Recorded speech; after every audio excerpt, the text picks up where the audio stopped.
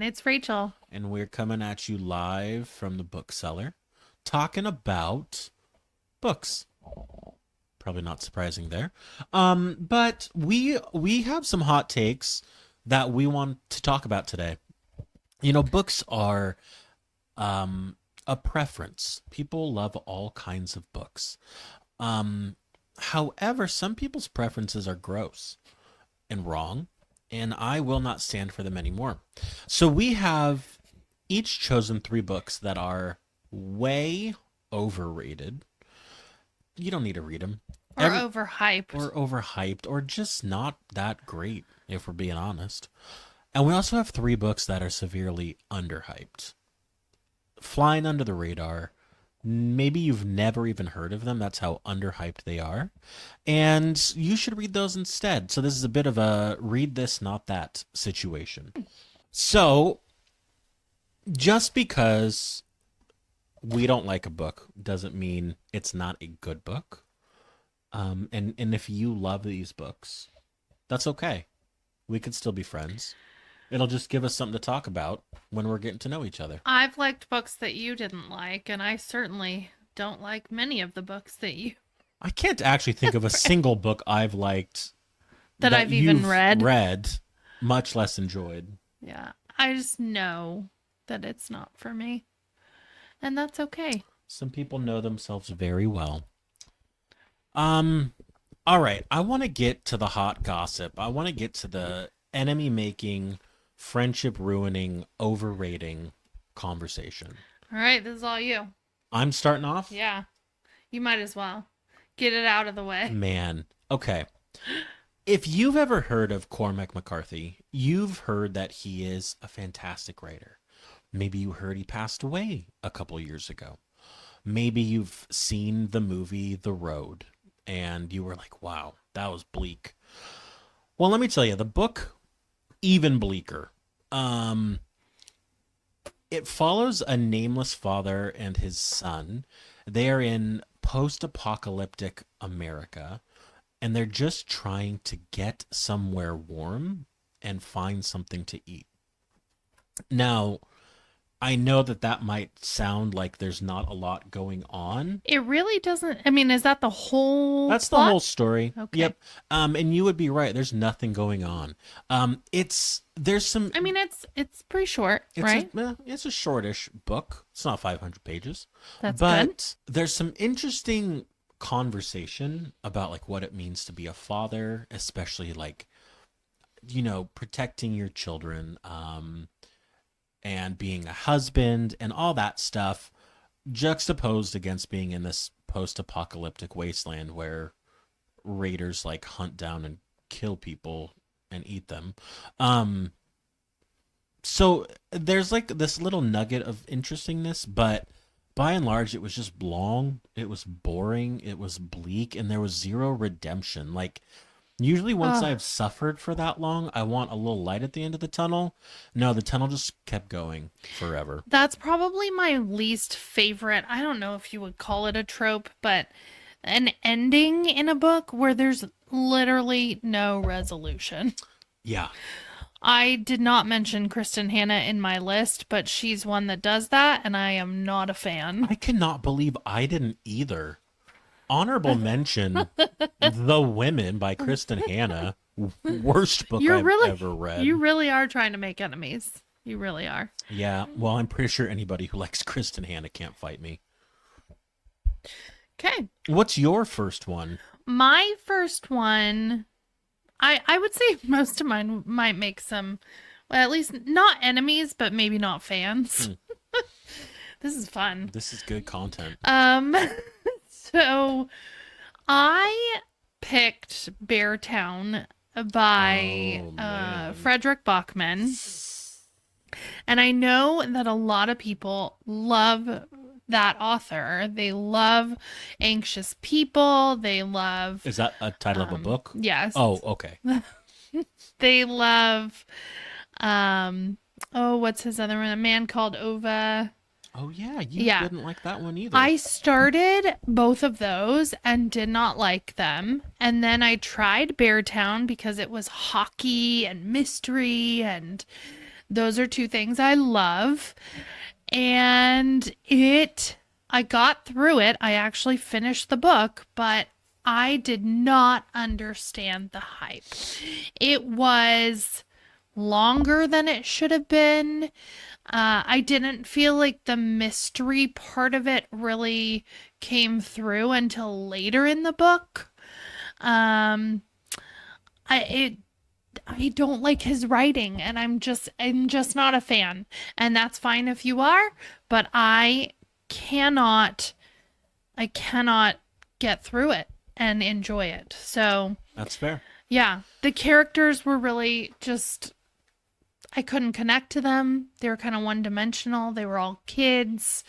Um, I just didn't like it. So, That's fair. yeah. That's fair. It should have been one that I loved, but I'm convinced that some of these books that are really popular, people love because they're new to reading. I mean, it's not like You've read I have a read. substantial amount. I think there are a lot of people on social media right now where they have only ever done like required reading in school. Yeah. And so now they're picking books for the first time on their own, and there's more of a sense of accomplishment and everything feels new. I mean, I think it's partly that. And I think the other part of it is that some books are really marketed towards a certain crowd. Yeah. And they really don't have those things in them. Like No. to say that this was a hockey book, yes, it was about a hockey team, but there was nothing really about hockey in there. It's not like they were doing play-by-plays of the games or anything. Bummer. That would have been fun. I know. I think so.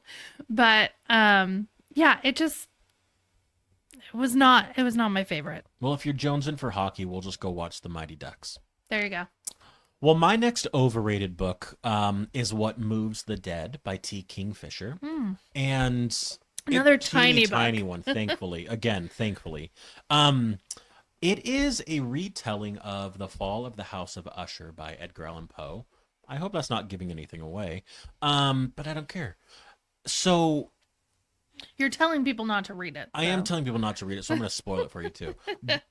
If you don't read it, it's a retelling of The Fall of the House of Usher. And this non-binary detective, I think that's the right word, non-binary or gender, I don't know. I'm going to get canceled for that. But non-binary detective / soldier is invited to their friend, the Usher's home, and people are dying and going crazy. And so they set out to solve the mystery of what's going on.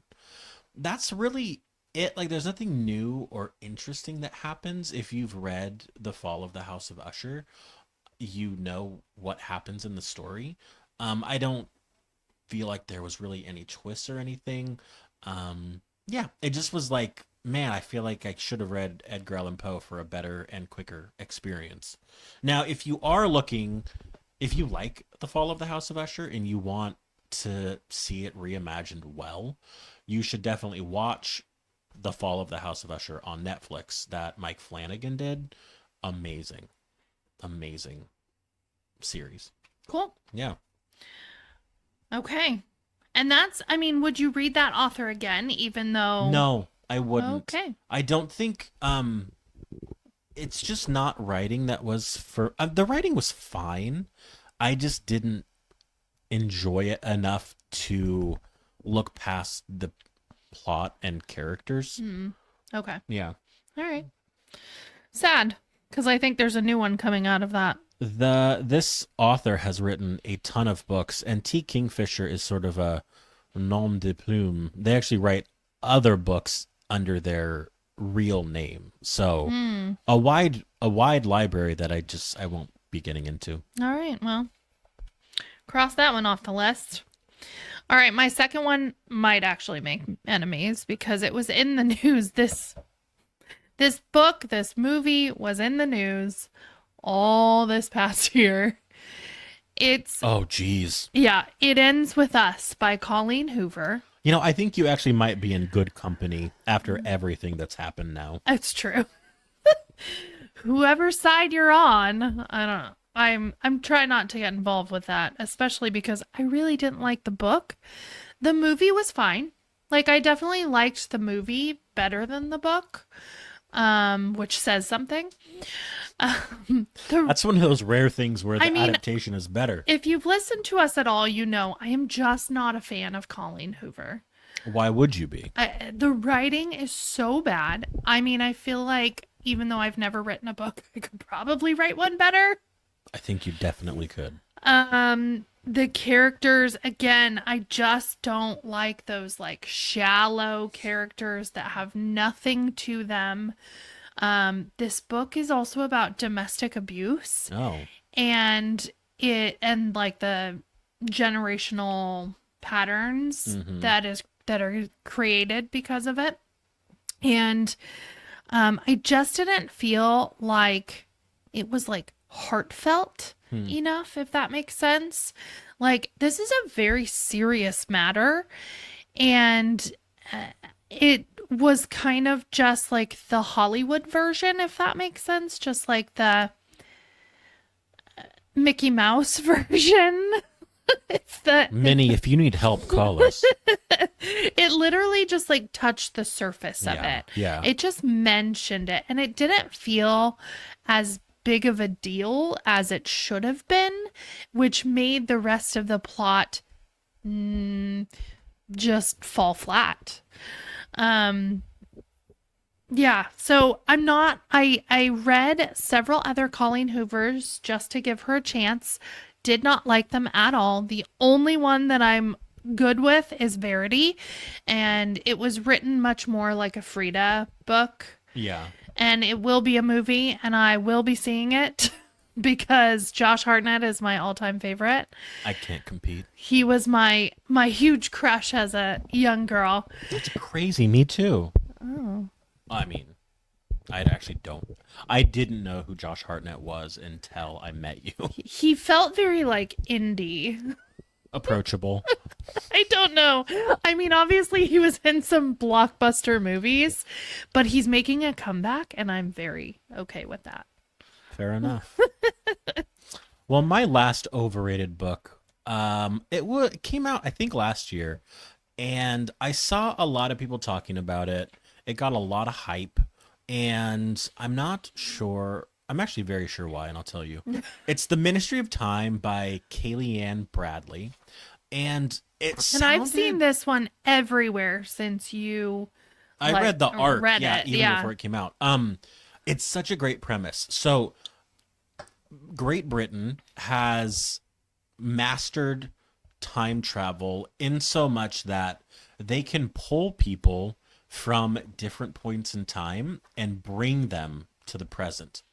And so they've done this with like 4 or 5 different figures in history, and they're each assigned a handler from present day so that they can acclimate them to what life is like now.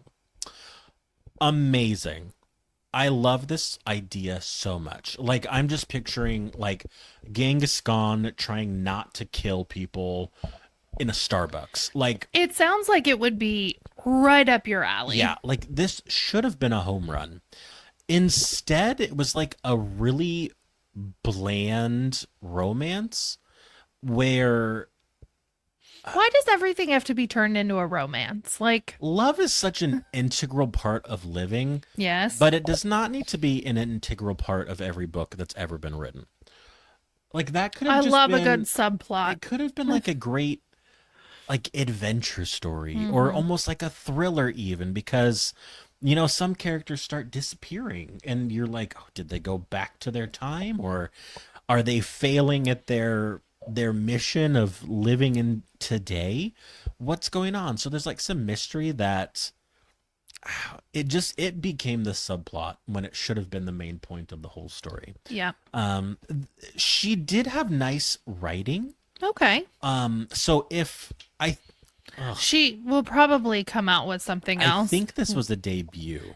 I want to say it was. And so I'm very curious to see what else gets written by her. My concern is it'll be another romancy kind of book, yeah. and I don't less of the adventure. Yeah, I don't need all that smoke. Yep. You got it right here. That's right. Smoke show. That's right. Okay. This one you can back me up on, and then we'll get to the more positive part of Look, I haven't this. read any of yours, but I'll still back you up. Well, this one you have. If this book is on Book Talk, I probably don't like it. So it's The Midnight Library by Ugh. Matt Haig. Yeah, well, I just threw up a little bit in my All right. mouth. I'm sorry. I mean, we have been hearing about this book for years. He's come out with other books that have also, they've actually not gotten very good ratings or reviews. And I'm sorry to Matt Haig, but it's just, we're not fans. It's not you. Well, no, it is you, Well, actually. again, it's like this oversimplifying of a very serious topic. Yeah.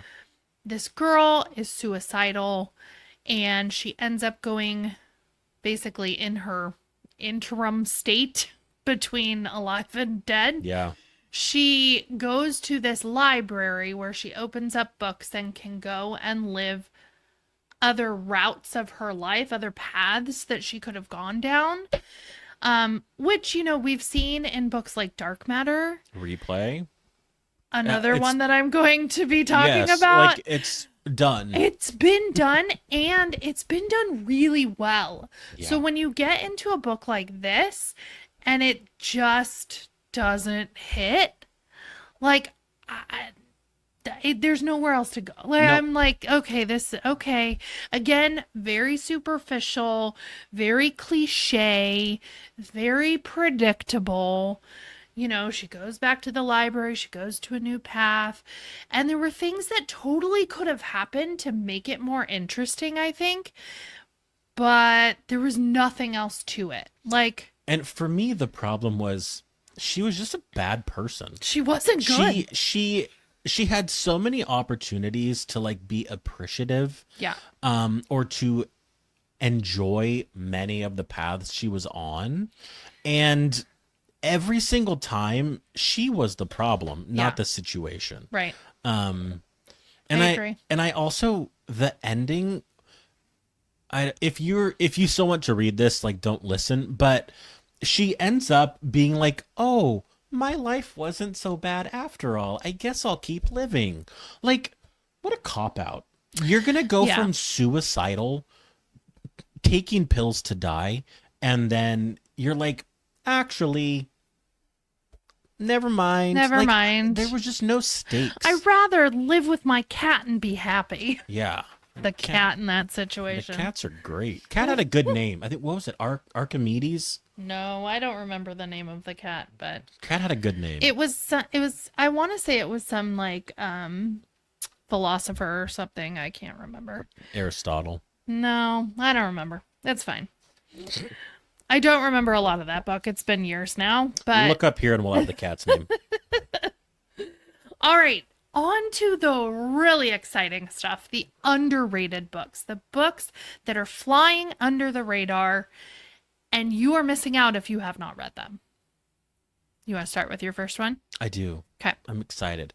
I think I've talked about it before, and I will. Oh, really? I will keep talking about it. I will talk about this author until I'm dead, until she stops writing, and then I will tell my grandchildren to read this author. But my under the radar or underhyped book, number one, is Angelology by Danielle Trussoni. And this is such a fun story because it imagines, what if the Nephilim from the Bible, which, if you're not familiar, were the offspring between like angels and women. What if they were still alive and secretly in power around the world?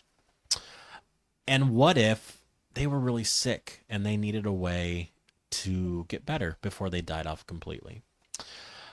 A nun goes on an adventure to... Oh, that's good right there. Yes. Stop. A nun and like an art historian, curator, meet, and they decide that together they need to go travel the world to find this angelic instrument that can heal the Nephilim and allow them to keep living.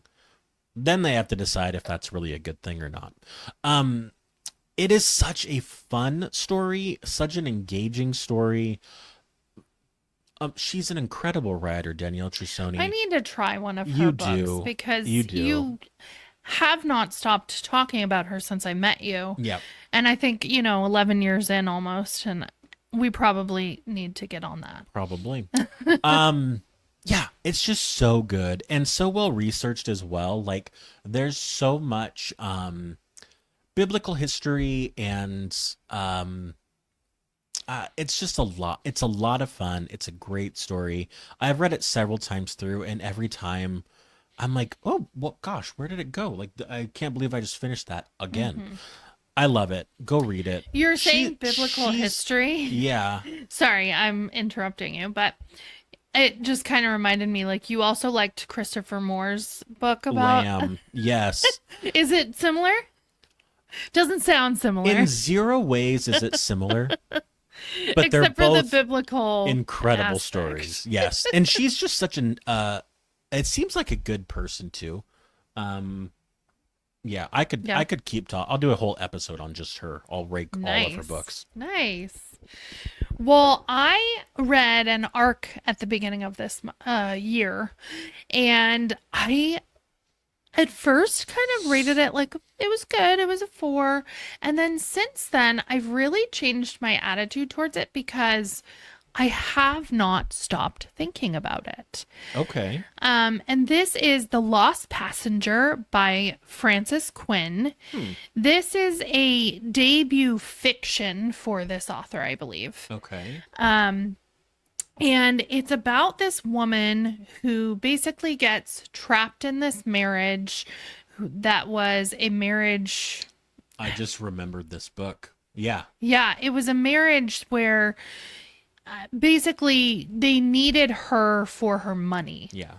And so things go very poorly in that marriage, so much so that she decides that after she has had her child and goes through some just heart-wrenching circumstances in the family that she has married into, that she is now going to go on the Titanic, spend some time with her father and her son, and go to New York.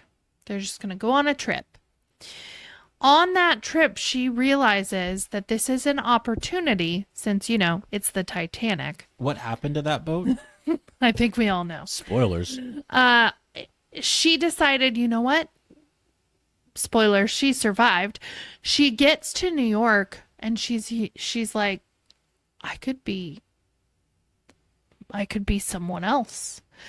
And she starts a whole journey, basically an immigrant's journey in the Lower East Side, which to me is has a special place in my heart. Yeah. She is just such an inspiring character. She, goes through so many hardships. Not to mention there are some things that come up from her past.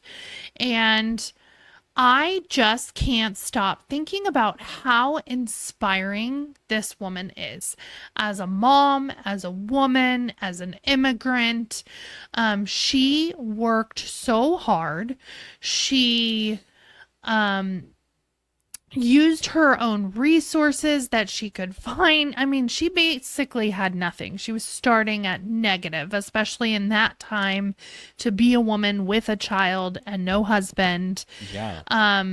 She had to live with a family that ended up taking her in, and it just was this incredible story of resilience, and she reinvented herself in this new place that was completely different from the life she had. And just that I love stories of motherhood, and that one really stayed with me. And I've had multiple friends go and read it since then, and they have all loved it as well. So if you're a fan of historical fiction, this is more it's not exactly a Titanic story, but Titanic is in there. So I love a good Titanic story. I mean, we're millennials. We grew up with that big motion picture. That was formative. Yes. So the amount of people who didn't know it was a real ship back then shocked me a little bit. Anyways, it's the early 1900s, Titanic, New York, and I believe England is where she started. Yeah. But so, so good. And I would recommend picking it up as soon as possible. Nice. Yeah. Well, my next underrated, I'm not sure if it's really underrated or if it's just so old that like social media didn't exist back then. But many years ago, I wrote reviews for a local paper in Portland. And one of the books I reviewed is called Eleanor, written by Jason Gurley. And it was such a departure from things I normally would read, and I absolutely fell in love with this book. It's a multi-generational story focused mainly on this girl. Her twin brother passes away, and her father, obviously, or her family, her mom and dad, are both distraught over this. And it ends up tearing the family apart and altering the trajectory of the rest of her life. Um, then some sort of odd magical things start happening, and she eventually finds herself in this place where her family's grief and sadness are manifested physically. And in that place she's able to come to terms with their sadness and how it affected her life, and come to terms with her own sadness as well. It was so beautifully written, and the imagery that's used to express sadness and grief and the darkness of losing a family member was just so powerful. I mean, I was 21. I had no sense of going through any of that. I didn't have kids. I didn't have a wife. I didn't have anything. And I still felt All the feelings. like I was going through that, which to me says incredible writing, incredible story. I don't have a copy. Wow. I need to You get need to one get one. because I loved it. I want to reread it again. I'm a big believer in rereading, and I Yes. think I would get a whole different experience out of it now. I bet. Yeah, you might even tear up. Like the cover, I think is a Oh, face really? crying. Yeah. All right. So this author is not a new author. This author is one that I have talked about, that many people have talked about. She's really big right now. And that is Taylor Jenkins Reid. But I have to say, everyone talks about The Seven Husbands of Evelyn Hugo, which was good. Everyone talks about the Daisy Jones and the Six, which is my favorite And of what's hers. the one that just came out? And Atmosphere, which just Atmosphere. came out. Everybody is talking about those books, but I do have to say that her most underrated book has been one of my favorites this year, and it's called Maybe in Another Life. And it's basically where the first chapter you meet the main character. Her name is Hannah. She goes back home, which happens to be in Los Angeles, and she basically has a night where she meets up with an old friend, and she could either stay at the bar and see what happens with this old friend, this old flame, or she could just go home with her best friend and her husband and see what happens. So from that point in the story diverges. And then every other chapter is based on that decision. So the next chapter would be like if she stayed. And then the next chapter would be if she had gone home. And then it kind of bounces back and forth. So it really looks at like fate and destiny. Sounds like a and way better version of the Midnight Library. There you go. That's what I was trying to get at. Like, basically, how one choice can affect the whole rest of your life. And what I loved about this is the back and forth was very easy to keep track of, Mm. even though it was all the same characters. Um, Things happen very, very quickly, and you start to can delineate between the two paths, basically. But um, what was really important in this story was her friendships, Mm. especially her best friend.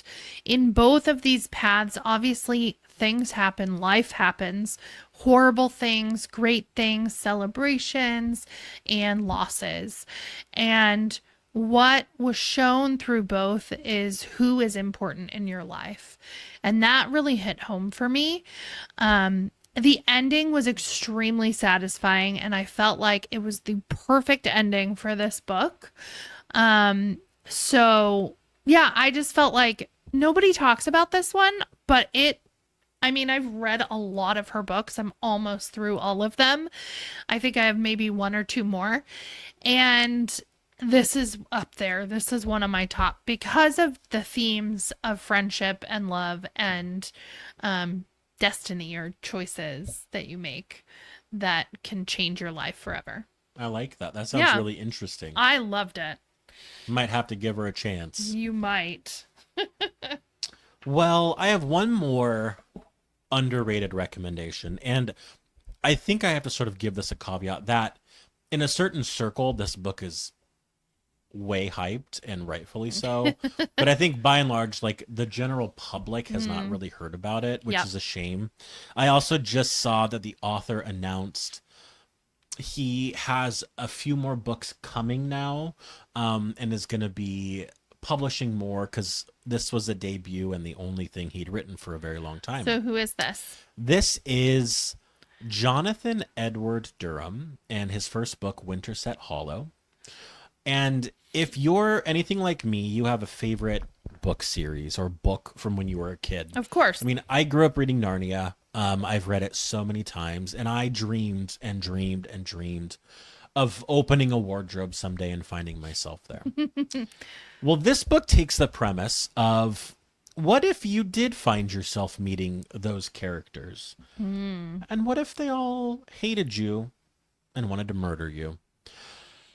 If that sounds That just interesting, went a totally different direction. right? If that sounds interesting, Winterset Hollow is definitely for you. Is it a horror?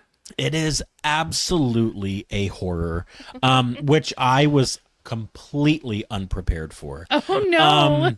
And in the best way possible, because it starts off so nostalgic, and there's these three friends, and they're going out to this secluded island off of Seattle's coast where the author used to live, and he owned the whole island, and it sort of was turned in to the magical land that the author wrote about. I mean, you've done this before where you opened up a book that was supposed to be Narnia and it went a different direction you thought it was going to go. And it was a and bummer. it was terrible. Yeah. So this one was a win? This one was a win. Okay. Because then they find that they knock on the door of the house, and who should open it but the main character of the book, who is this giant talking rabbit. And from there, man, it gets weird and awesome and bloody. And I loved every second of it. I'm sure if you cared to, you could read subtext into it, but I don't want to. It was just a great story. And I'm so excited he's writing more finally. Who would you recommend this for? Because it sounds maybe graphic. It was graphic. You know, if you've ever watched the news or a police show, you've encountered as much graphicness as this story has. I don't know. I think anybody who grew up with a favorite story, it's just an interesting twist on that nostalgia. Yeah. If you just like a good story in general, it could be something new to try. And especially with him having some more books coming out. Yeah. Kind of a good way to get to know his writing. The other ones sound maybe more approachable. Okay. I think they will still be in sort of this like horror-ish land, but maybe more rooted in reality. But I I loved this book. I have a special edition from Suntup Publishers that has some illustrations and just it's beautiful. Cool. Well, my last one I have definitely talked about before. And it's a book. It's pretty much the opposite of what you just described, It would be shocking if it was the same. right? So this is The Borrowed Life of Frederick Fife by Anna Johnston. Yes. And I think I've mentioned it to so many people now because I just felt like it was one of those books that is literally for everyone and anyone. It is about this kind-hearted old, I'm saying old, age 82, man named Frederick Fife. Say that 5 times fast.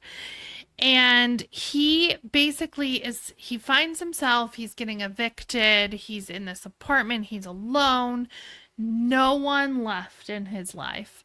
And he goes on a walk, and all of a sudden he witnesses this man in a wheelchair who accidentally falls into the river, and I think he basically like died in the wheelchair and then fell. And in the meantime, also Frederick's wallet fell in with him, and there it goes down the river. And so there's some humor in this too, because I mean, it just, the way that it was told, it wasn't like this horrifying thing. I don't know. That sounds way scarier. It sounds, the way that it was told was very humorous. It was almost like a farce that you're watching in theater. And I can just imagine like, oh my gosh, oh my gosh, okay. Because I know things like that happen to me often. So maybe not to this scale. That's terrifying. But one thing will go, and then the next, and then the next. And anyone who knows me in real life knows that. So basically what happens is he then gets mistaken for the man that fell in. He apparently looks exactly like him. And just he's more alive. Trying to tell the nurse, like, no, I'm not that person. My name is Frederick and I live over there, and I was just going for a walk and the guy fell in. And she's like, there's nobody here, hon. Turns out the man in the chair had like Alzheimer's. And so the story, when Frederick is like, no, that's not me. That's not, I don't go here. I'm not going. What? No. She's like, oh, honey, it's okay. You're going to be okay. This is where you belong. And he ends up going to the nursing home where this man lived, which kind of ends up working out for him in most ways because he was getting evicted, and now he has a home where they feed him and it's paid for somehow. And anyways, so he is mistaken for Bernard.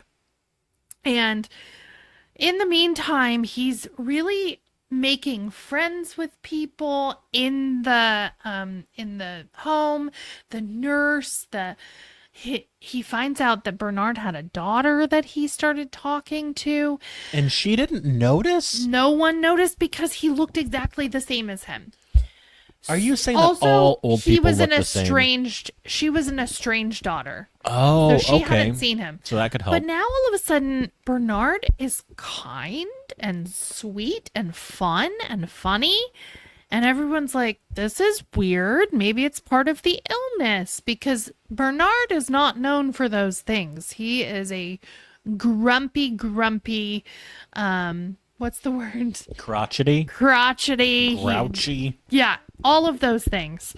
And like really doesn't have many friends because of that. So now all of a sudden Frederick has stepped in, and he is the opposite of Bernard.